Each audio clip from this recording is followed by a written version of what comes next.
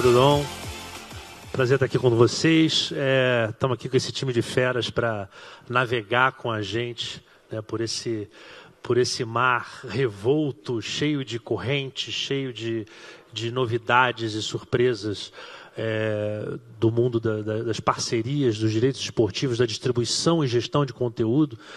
E eu acho que talvez a melhor forma da gente começar é com quem tem a matéria-prima do jogo, né? Com quem está dentro de uma organização tão poderosa, uma máquina de produzir conteúdo de futebol como a CBF. Então, eu queria conversar primeiro com o Fábio Seixas. Seixas, o que essa gestão da CBF está olhando em termos de produção de conteúdo e como alcançar o público, como trazer esse público para perto da CBF através do conteúdo? Fala, Marvio, bom dia a todos. Muito legal estar com tantos amigos aqui, não só no palco, como tanta gente conhecida que eu cruzei agora há pouco aqui antes de subir ao palco.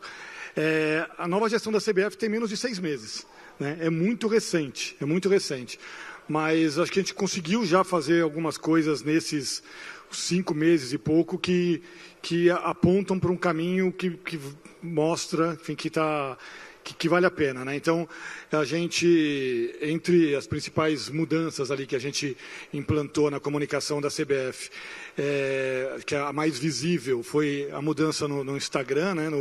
No perfil da seleção brasileira, nosso perfil principal, né? Que ele passou a se chamar agora, o Brasil, né? O @Brasil, até então era CBF_futebol, e a nossa grande ideia ali foi justamente tornar ele mais acessível, né?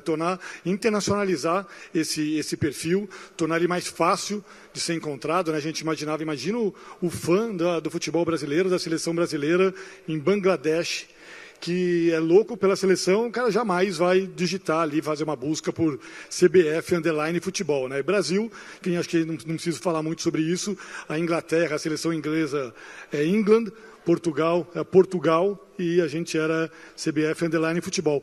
Mas esse é um pequeno, e isso é claro, já teve um reflexo, a gente vê nos números um reflexo enorme ali de audiência, de engajamento e de número de seguidores. Mas isso é um exemplo pequenininho, que acho que mostra algo muito maior que a nossa filosofia ali, que é de abrir, acho que é de abertura. E aí, sem também ficar entrando em detalhes de passados de CBF, mas acho que a imagem que a gente tinha, e eu como torcedor, como amante do futebol, como apaixonado do futebol, eu tinha, era de uma entidade muito fechada, né? De uma entidade que fazia ali o burocrático e não ia muito além disso. E a nossa ideia é justamente abrir, mostrar, né, o que está sendo feito ali, mostrar o que acontece com a seleção brasileira. Seleção brasileira, por exemplo, as pessoas acho que têm uma ideia de que os jogadores se apresentam, depois daquilo todo mundo volta para os seus clubes e toda a comissão técnica, todo mundo que trabalha no corpo da CBF, enfim, entra numa geladeira e só sai antes da próxima data FIFA. E não é, tem muito trabalho que acontece ali entre uma coisa e outra. Então, mostrar esse trabalho de bastidores é algo que a gente vem mostrando no YouTube. O número de acessos, enfim, que também cresceu, mas o número de visualizações que a gente tem nesse tipo de conteúdo de bastidores é muito elevado. Então, porque é um conteúdo que só a gente tem, né? Só a gente consegue estar lá junto aos jogadores e produzir esse conteúdo. Então, só para não me estender demais, a gente vai conversar bastante aqui, mas acho que a abertura é a grande palavra, e distribuição, né? Tentar distribuir o máximo possível o nosso conteúdo. Quanto mais a gente puder mostrar a nossa mensagem, né? E aí no mundo todo, e ainda mais um ano aí que teremos Copa em 2026, uma Copa feminina em 2027, é o melhor. Então essa vem sendo a nossa ideia principal de trabalho, abrir e distribuir. Você falou de distribuição de conteúdo, eu acho que é aí a hora que a gente tem que falar aqui com o Murilo Lima da OneFootball, porque essa distribuição de conteúdo acabou sendo muito central para vários players do mercado. A gente estava conversando ali que a CBF é parceira da OneFootball, o GE. Globo também é parceiro da OneFootball, a OneFootball anunciou há um mês uma nova parceria com a Cazé TV. Então, assim, como entra o papel dessa distribuição de conteúdo? Como é que você vê a missão da OneFootball hoje? Né? É uma missão que já vem desde do berço de quando se chamava Dugout, que já fazia, através do player de vídeo da Dugout, uma distribuição de conteúdo dos clubes para publishers. E agora, como é que a OneFootball está fazendo essa gestão da distribuição que o Fábio deixou bem claro que é fundamental para a abertura? Não, sem dúvida. O nosso papel, né, como publisher, né, como um aplicativo, o OneFootball, a gente também tem um player de vídeo, igual você falou, a Dugout, onde a OneFootball fez aquisição ali no final de 2020. A Dugout era um player de vídeo que foi fundado pelos maiores clubes do mundo. Então, Real Madrid, Barcelona, Bayern, Dortmund, City, todos eles são sócios, né, eram sócios da Dugout quando foi fundado e se tornaram sócios da OneFootball. E o objetivo na época da criação da Dugout era exatamente esse, você como dono do conteúdo, igual o Fábio mencionou ali da CBF, você é quem tem ali o rei, né? A gente sempre fala que o conteúdo é rei, né? Então você tem a matéria-prima e você precisa fazer com que isso seja visto, né? Então, os clubes naquela época da criação da Dugout, eles viram essa oportunidade, né, de distribuir esses conteúdos, né, em vídeo e tal, principalmente, para diversos players, diversos mercados, né, que eles não alcançavam. Então, e essa distribuição ela é feita exatamente pelo meio da parceria. Então, essa que é a grande importância, né, das parcerias na questão da distribuição do conteúdo. Tanto é que hoje, né, a OneFootball, além de ter os clubes que são sócios fundadores da Dugout, a gente também tem parceria com vários clubes no Brasil, né, e no mundo. Aqui no Brasil a gente é parceiro do Flamengo, Corinthians, Palmeiras, Santos, Vasco, Grêmio, enfim, se for listar aqui vai dar mais de 20 clubes. E a gente distribui o conteúdo desses clubes brasileiros, não somente aqui no Brasil, mas no mundo todo. Então, vou dar um exemplo, né? Depois que o Neymar foi para o Santos, os vídeos mais vistos do Santos não são no Brasil, são fora do Brasil. Então, qualquer coisa que o Santos hoje publica que tenha o Neymar no vídeo, é impressionante assim, o alcance que tem em outros países, além do Brasil. Então, para você ver como tem uma demanda aí que, às vezes, o clube não tem essa noção, mas que o conteúdo deles estão sendo visto ali num site na Indonésia ou num site na Itália, na Alemanha, e isso se dá pela parceria que eles possuem aqui com a OneFootball. O GE também, depois o Helder vai falar, mas é um parceiro nosso também, então conteúdos, né, que a gente tem essas parcerias, a gente distribui para todos eles utilizarem. E nada disso é possível também se não for as marcas, né? Então, acho que o Thiago depois vai entrar nos detalhes, mas acho que as marcas é que acabam ali também patrocinando todo esse ecossistema, né? Porque, no fundo, a gente está falando aqui de um ecossistema, né? O conteúdo, a parceria, a distribuição e as marcas que envelopam tudo isso, né? Então... Eu acho que o interessante é que até a própria presença do Helder Fonseca aqui, né, mostra como esse ecossistema ele avançou no sentido das parcerias, né? Acho que a gente viu um amadurecimento e uma necessidade cada vez maior de se estabelecer parcerias, também porque os hábitos mudaram, né? Antigamente você tinha certeza de que as pessoas iam estar num canal, num ambiente específico, e agora os recortes geracionais mudaram muito isso. Queria entender do Helder, como é que o GE. Globo está olhando, que é o maior publisher de conteúdo esportivo do Brasil, como é que vocês estão olhando para esse momento em termos de fazer com que o conteúdo, que é caro, que vocês pagam direitos esportivos caros e tal, como é que é trabalhar nessa teia, né? Acho que para muita gente pode parecer uma grande bagunça, uma coisa sem, mas na verdade é uma teia, como vocês estão vendo isso lá na empresa? Bom, pessoal, bom dia. Então, essa parceria, acho que com a OneFootball, ela define muito sobre o que é esse momento atual do mercado, né? Acho que o GE hoje é o maior publisher, como você falou, a gente tem audiência, a gente tem conteúdo ali dentro, mas quando você traz um parceiro como a OneFootball, você consegue dar amplitude para o que você oferece para os seus fãs. Não tem como a gente abraçar tudo, a gente cobrir tudo, a gente trazer todos os conteúdos que os nossos fãs eles precisam.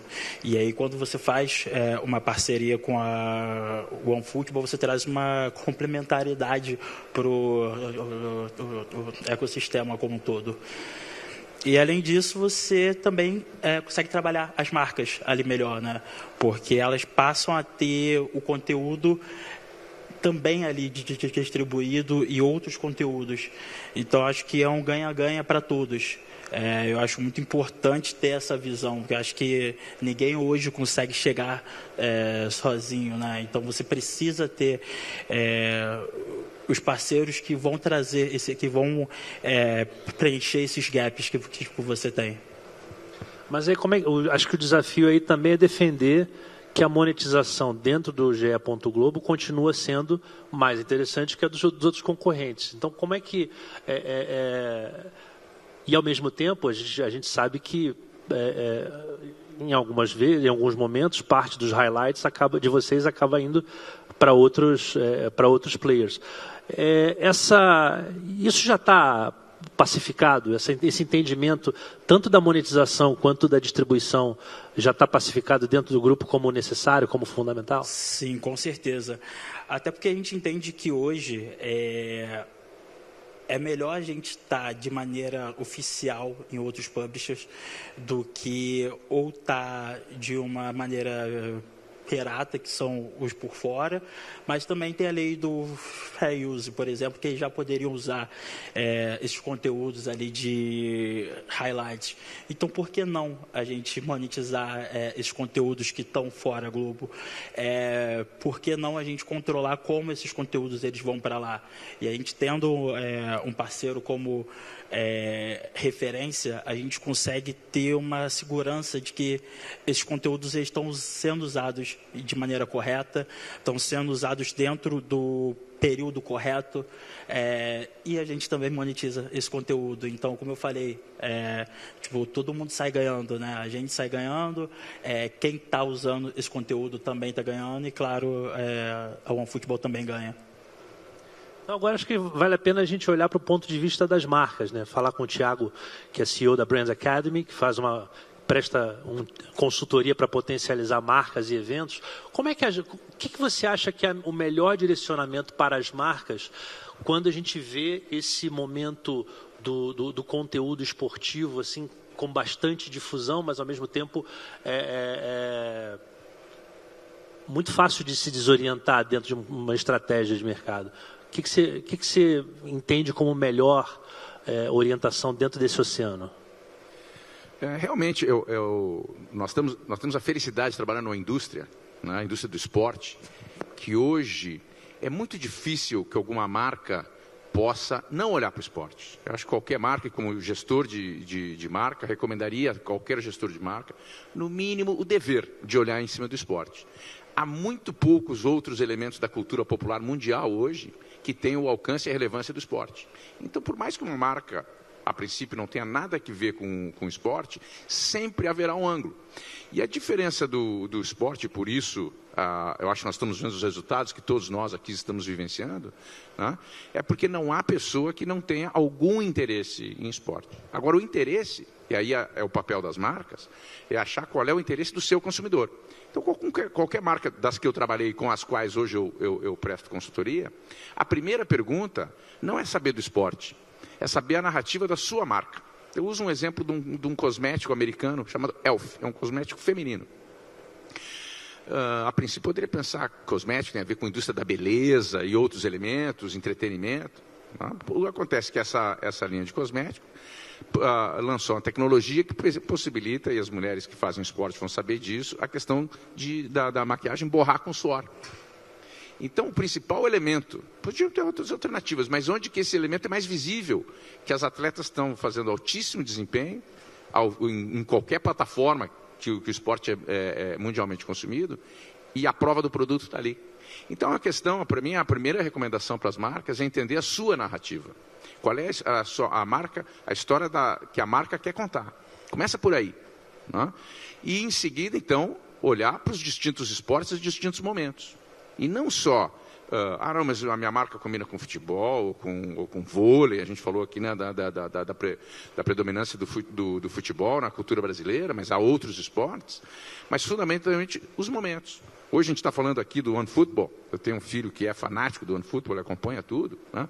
Mas quantos outros perfis de futebol ou de outros esportes acompanham, por exemplo, a vida do jogador sob os olhos da família, da namorada, da esposa, do filho, ou outros elementos, né? Ou acompanha esporte, quem gosta de música. Quantos músicos hoje a gente vê fazendo parcerias com times, né? Com atletas, são amigos, ou os atletas que vão nos seus shows.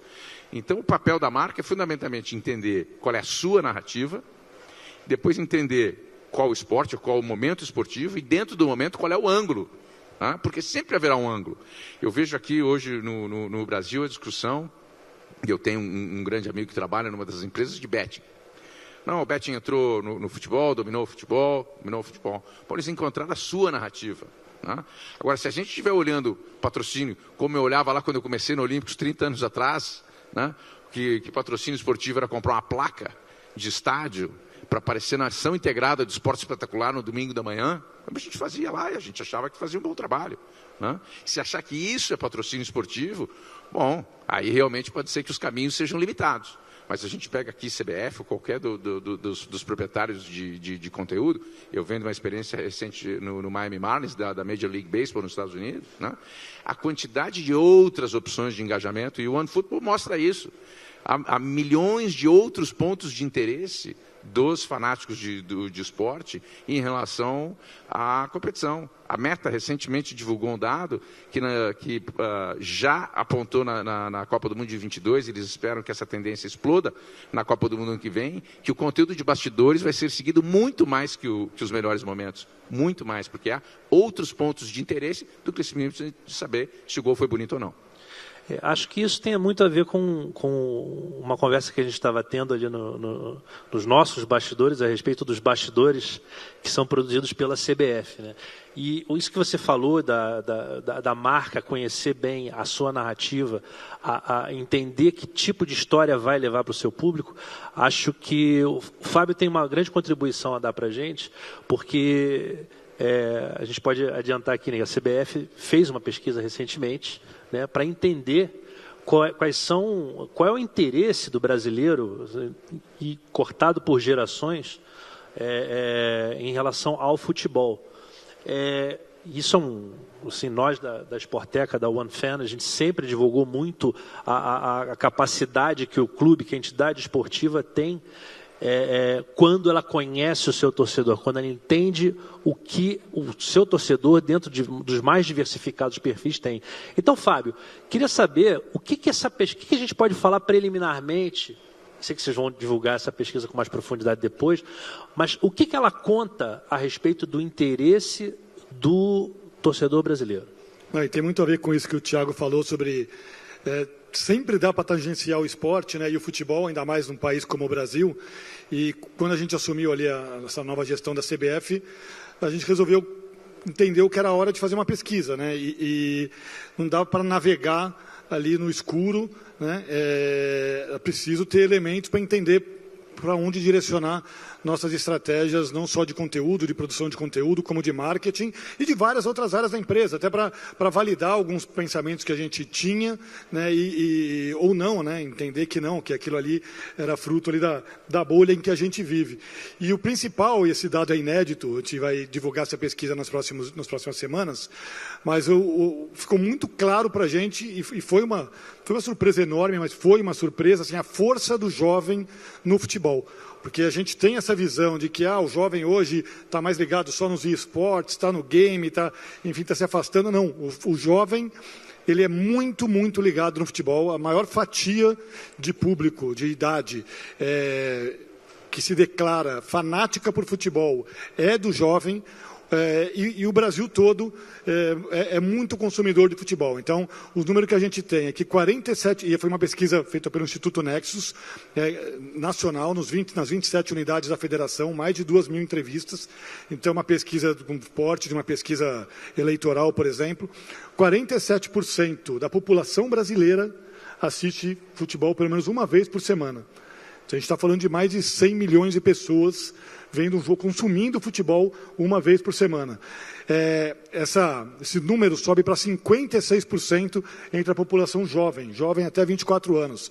Então, 56% da turma até 24 anos assiste jogo uma vez por semana.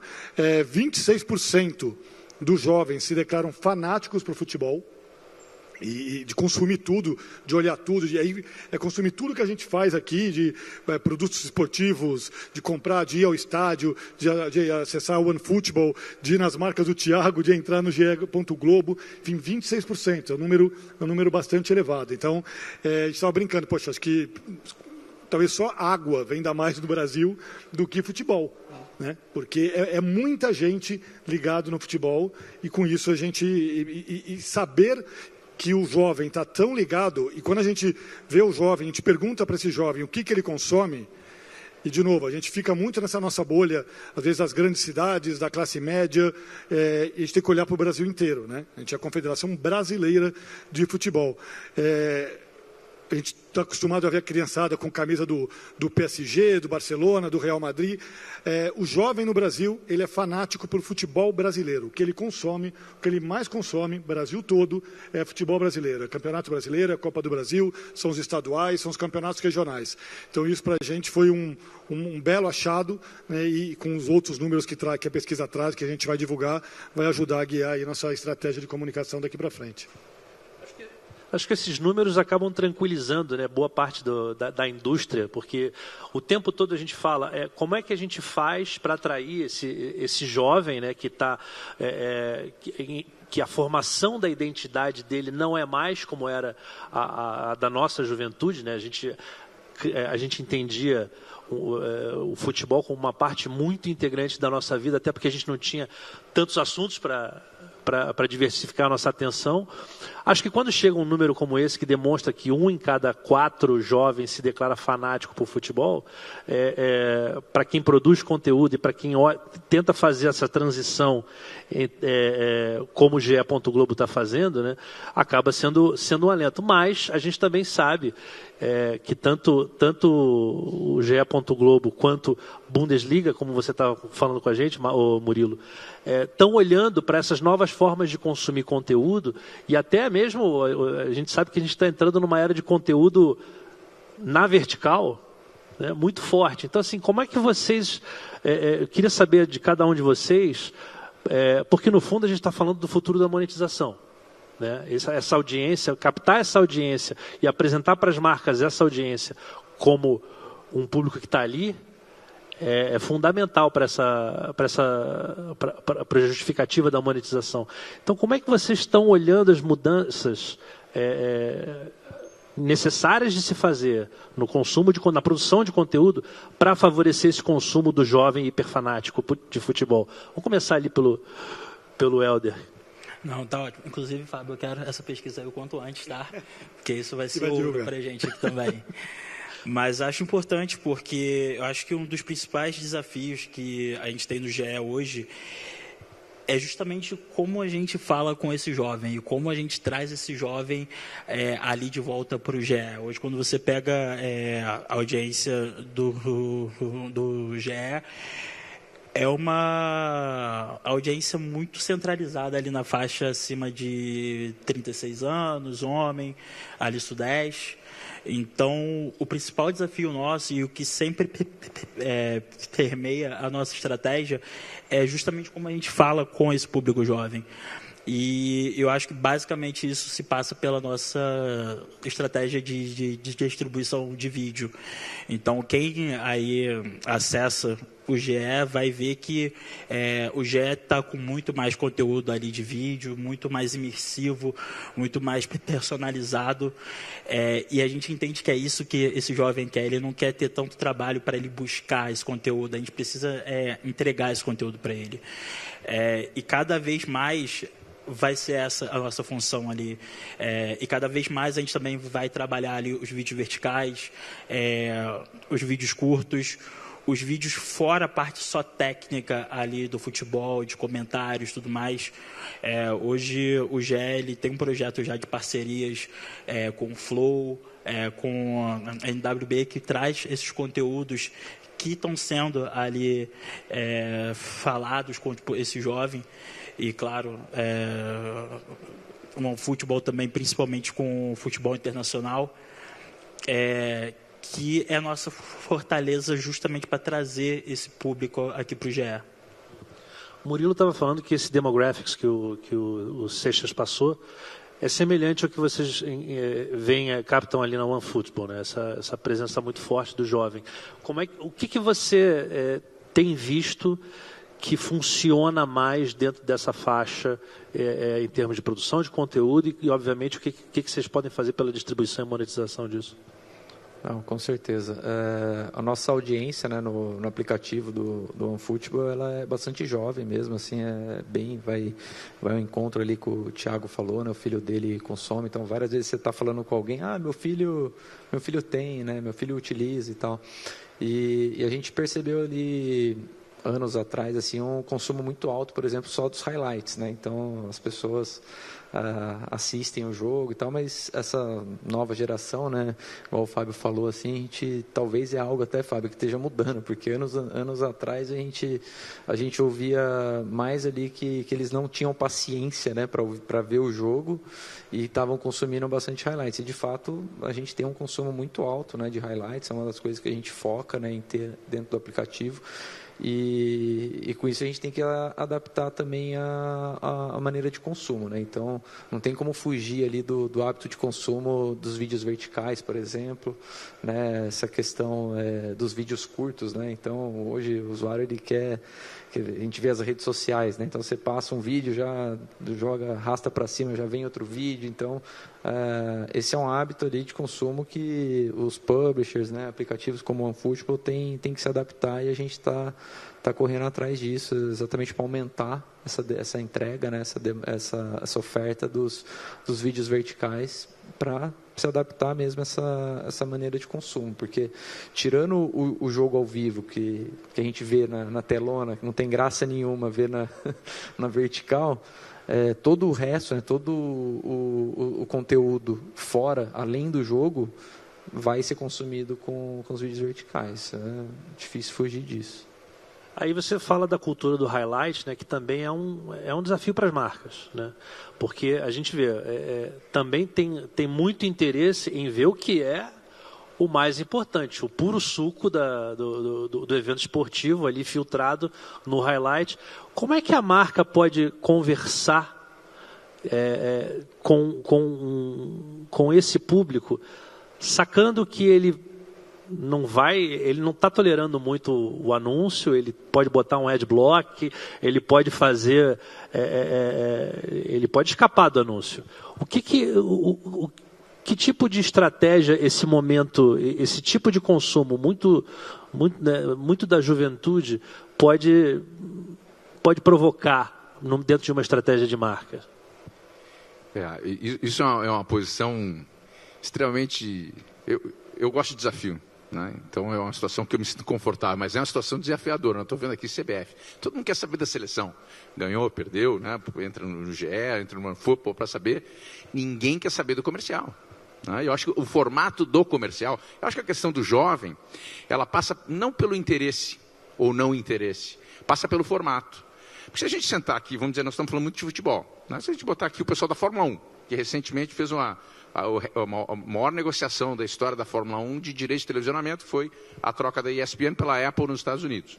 Se a gente entrar aqui, vai falar de ginástica, agora da Liga Mundial de Grand Prix de barco à vela, que surgiu, né? Todo mundo vai falar a mesma resposta. Não, meus números dizem que cresceu o interesse. Por que cresceu o interesse? Parece um problema de matemática. Bom, se a pizza, nós estamos dividindo, todo mundo diz que a fatia está maior. O que acontece é que o consumo do jovem hoje, as mesmas 24 horas, são repartidas de maneira diferente.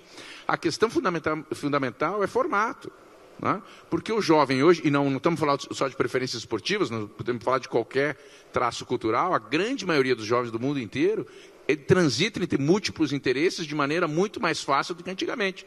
Pode ser porque tenham se criado na era digital, que a informação está muito mais disponível. Eu cresci na época que o Brasil tinha o quê? Era 4, 5 canais, né? Domingo era show do esporte na Bandeirantes, era ali. Aquilo ali era a nossa internet, né? E era o limite da informação disponível. Até sair o jornal no dia seguinte. Então o jovem, ele tem que dividir o seu tempo de maneira diferente. Porque se eu gosto de futebol, de Fórmula 1, de isso, daquilo, e quero ver o highlight, e aí, não, o Campeonato Brasileiro, óbvio, é o principal interesse aqui no Brasil, mas muitos dos jovens também têm a cabeça, bom, como é que está, deixa eu ver como é que está o Richarlison na Inglaterra, né? Como é que está o Rafinha lá na Espanha, e o highlight está disponível, aquela mesma, os 24 horas, começa a ser fatiada de maneira diferente. Eu acho que o grande desafio do conteúdo, e para as marcas, é se tornar endêmico do conteúdo. Eu tive o privilégio de muitos anos trabalhar em marcas esportivas. Trabalhei na Olímpicos, aqui no Brasil, muito focado em vôlei, e na minha época Jogos Olímpicos e tal. O uniforme está aqui. Depois eu fui trabalhar na Nike, é a chuteira, não essa, né? É a chuteira, é o uniforme. Depois eu também trabalhei com outras marcas, e hoje dou consultoria para outras marcas. O grande ponto é a marca agregar valor ao que está sendo visto. Porque se não agregar valor, pode botar o anúncio do tamanho que quiser. Eu me lembro de discutir, não, mas o meu logo está grande ou pequeno. Irrelevante. O que é relevante, estou agregando valor ao espetáculo ou não. Eu acho que essa é a principal pergunta que uma marca tem que se fazer. Quero entrar na transmissão esportiva. É onde está a emoção. Bom, então participe da emoção. Não pode ir no meio do jogo e aí a gente vê um jogo, não, mas a minha marca fala dessa maneira. Bom, mas no meio do jogo isso não é apropriado. Então a gente tem que entender como marca. Para mim a grande pergunta, estou agregando valor ao espetáculo, à informação, ao vídeo que o jovem está vendo? Se não agregar valor, pode botar o logo que quiser, pode gastar o dinheiro que quiser. Olha a quantidade de inputs comerciais que cada um de nós é submetido. O que não for relevante, vai pela janela. Bom, acho que com essa sua intervenção a gente pode encerrar aqui. Eu estou proibido de estourar o tempo, a gente só tem mais 1 minuto, mas acho que é muito interessante a maneira como vocês atacaram esses pontos, porque a nossa grande pergunta é, a gente sabe que os direitos são caros, a gente sabe que a distribuição está aumentando o acesso das pessoas de uma forma que a lógica de assinatura está ficando cada vez mais insignificante, mas essa conta ainda precisa ser paga, né? E isso é a monetização que vai trazer. Então, acho que muito obrigado pela participação de vocês, pelas considerações, e obrigado a vocês pelo interesse aqui na nossa conversa.